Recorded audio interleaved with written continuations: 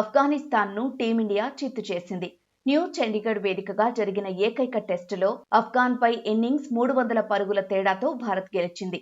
3 రోజుల్లోనే ఈ టెస్ట్ను ముగించింది. మ్యాచ్ 3వ రోజైన నేడు జూన్ 8న ఫస్ట్ ఇన్నింగ్స్లో ఆఫ్ఘనిస్తాన్ను 152 పరుగులకు ఆలౌట్ చేసింది భారత్.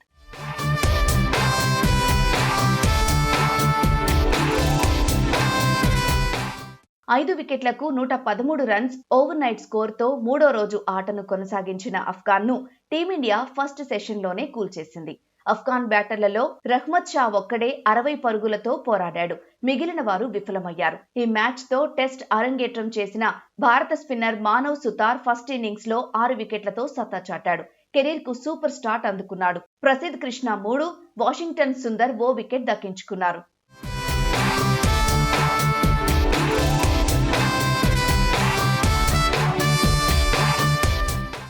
భారత్ ఫస్ట్ ఇన్నింగ్స్ స్కోరుకు 412 రన్స్ వెనుకబడిన ఆఫ్ఘాన్ ఫాలో ఆన్ కు దిగింది. రెండో ఇన్నింగ్స్ లో ఆఫ్ఘనిస్తాన్ ను 112 పరుగులకే భారత్ ఆలౌట్ చేసింది. రెండో ఇన్నింగ్స్ లో భారత స్పిన్నర్లు వాషింగ్టన్ సుందర్ 4, కుల్దీప్ యాదవ్ 3 వికెట్లు తీసి ఆఫ్ఘాన్ ను కుప్పకూల్చేశారు. మానవ్ సుతార్, మహమ్మద్ సిరాజ్ తలా ఓ వికెట్ దక్కించుకున్నారు.